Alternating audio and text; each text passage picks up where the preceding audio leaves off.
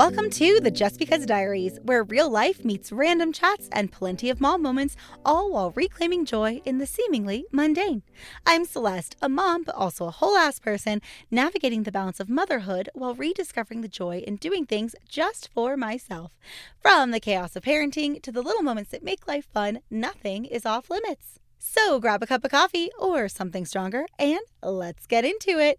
This week, I'm sharing all about our first ever kid-free trip to New York City, including my catastrophic pre-trip anxiety, magical Broadway moments, and why this weekend ended up meaning way more to me than I expected.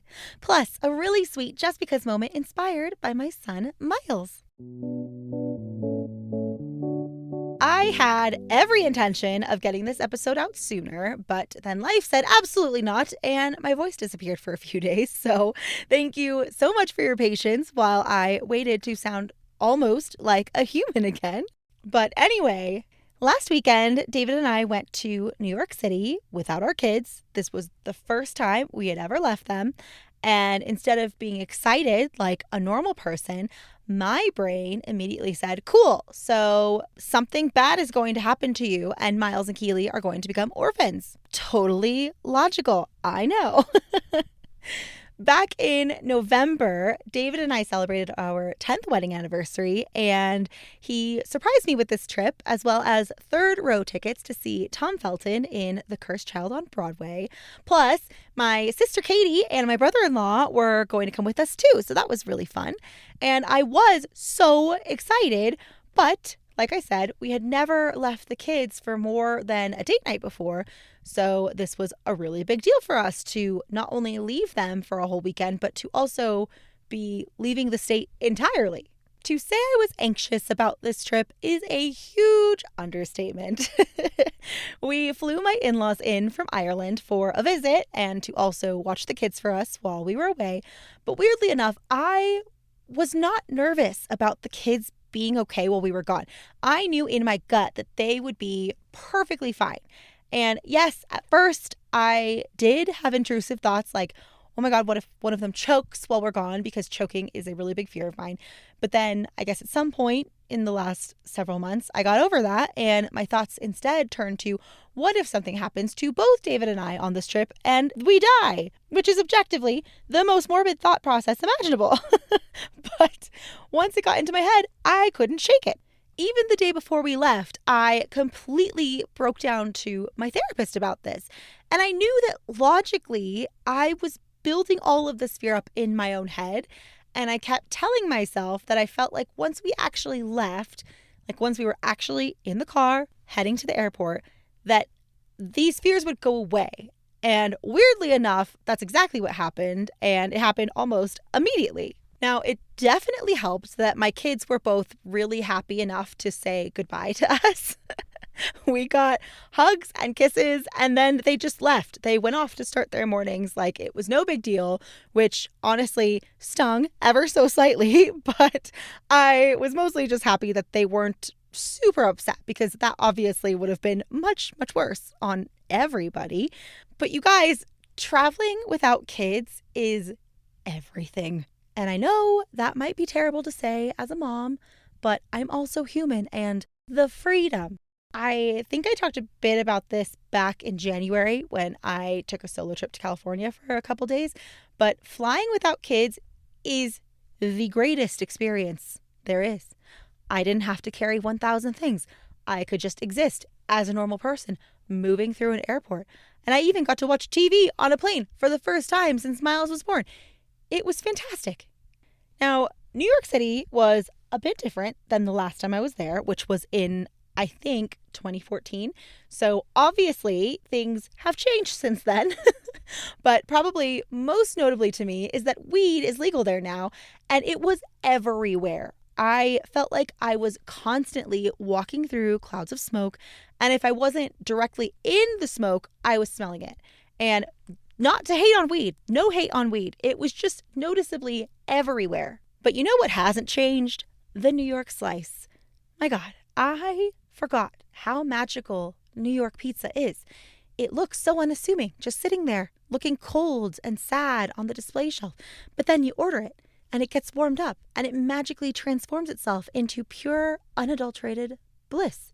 We ate amazing food during this trip, but honestly, I would have been so happy to just eat pizza for every single meal the entire weekend. And I totally regret that I did not eat more of it. I wish I would have had more pizza.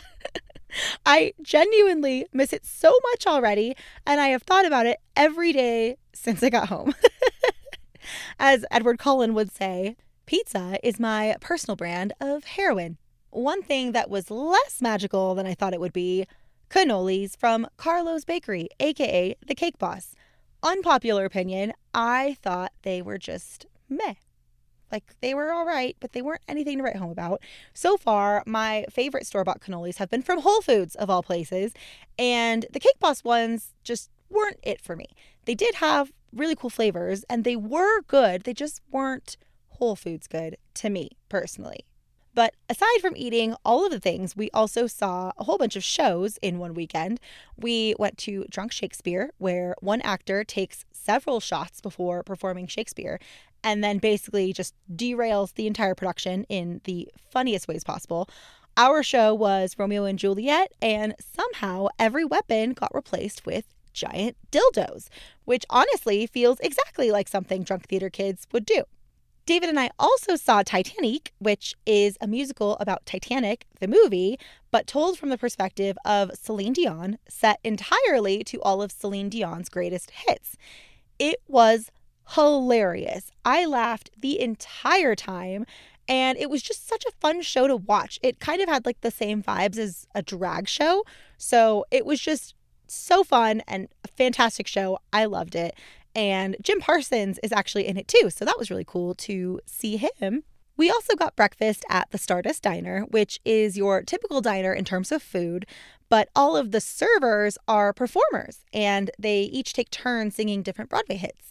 They sing all around the diner while also working, and at one point there was a singer who was literally taking an order from her table in between her lines in the song, which I thought was super impressive. So we packed a lot into this weekend trip. We had shows, food, all of the aggressively New York things.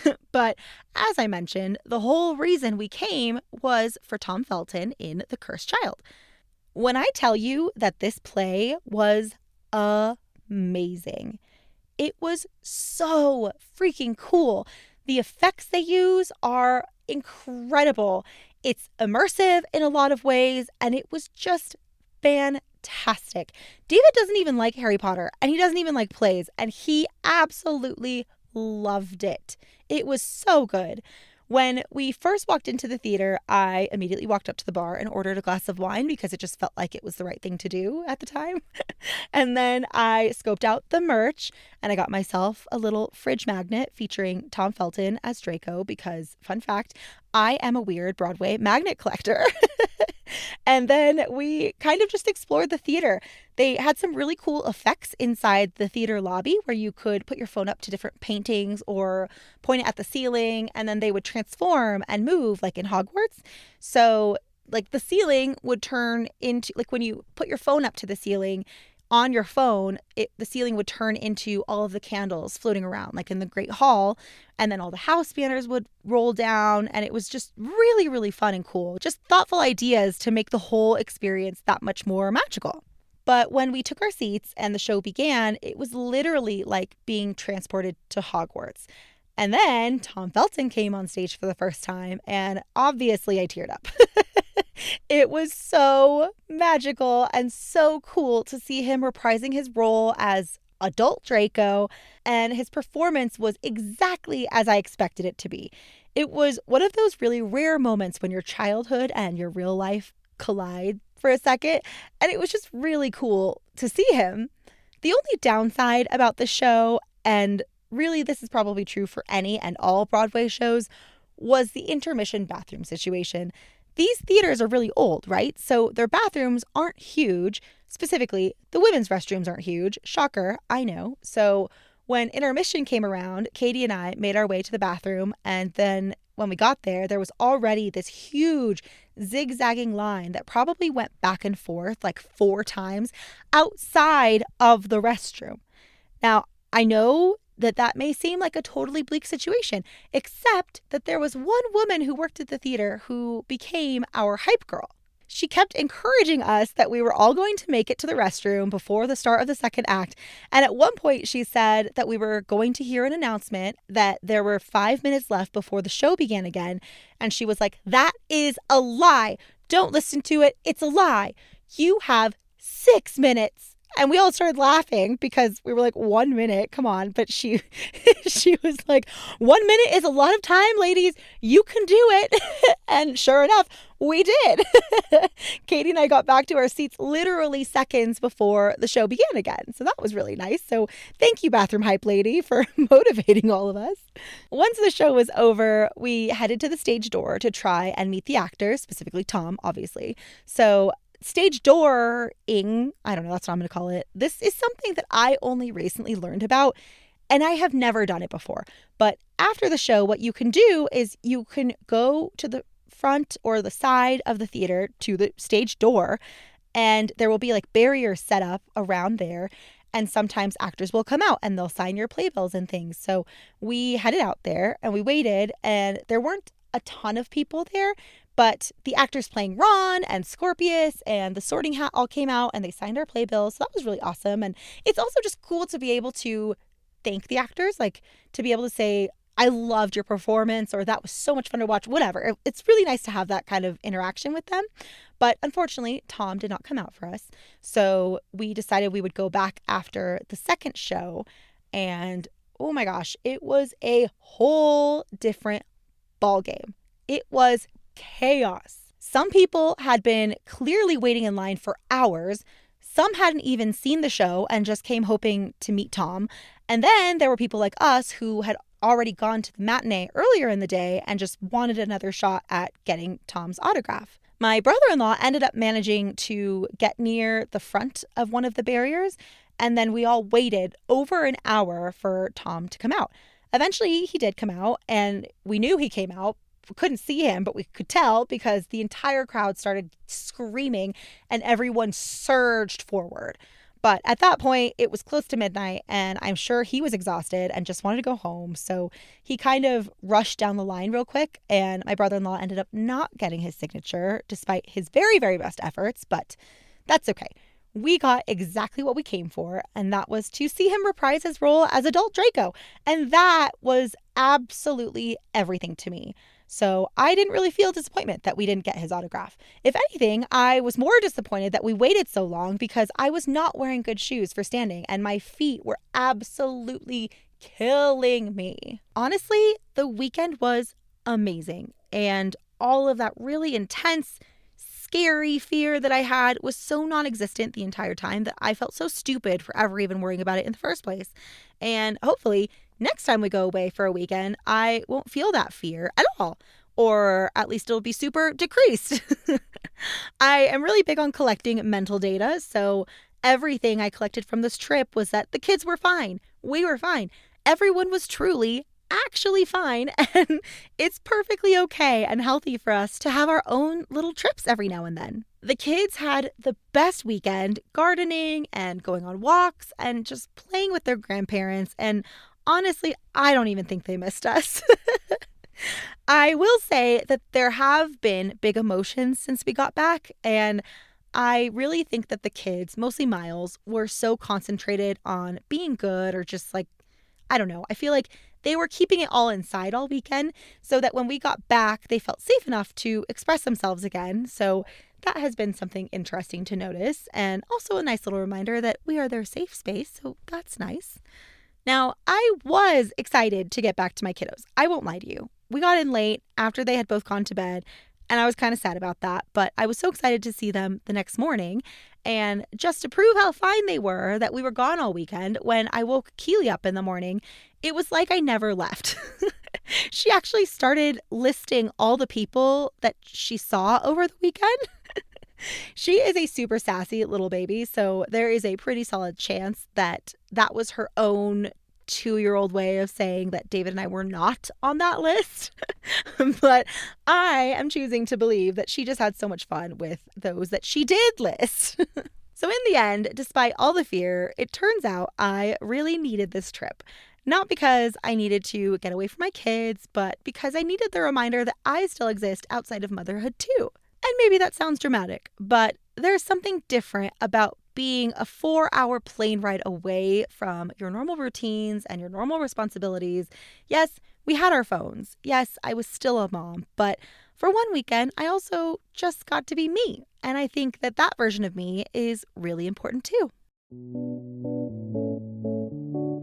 This week's Just Because moment actually comes from Miles. He asked me to paint his nails one day, and I didn't know what to do. Keely, being a very bougie 2-year-old, had asked me to paint her nails the night before. And then the next night, Miles asked me if I would paint his too. And then David conveniently left the room, so the decision was completely on me. Personally, I don't care who wears nail polish, so eventually I told him that I would paint his thumbnails, and he picked the blue nail polish in Keely's little trio of colors, and he was so excited. But the next day, he went to school, and when he came home, he told me that some of the kids didn't like his nails, and they told him that they were for girls. So I asked him how he felt about his blue thumbs, and he said he loved them. So I just told him that sometimes people have different opinions, but all that mattered was that he loved them. So he decided to keep them painted blue. And then that was the end of that. He never mentioned them again or brought up anything about his nails again. He just let them be blue. And I think there's something really beautiful about that. Just liking something because you like it and existing as yourself because it makes you happy, which also honestly feels very on theme for this episode. So take it from Miles and go get your own version of blue nail polish.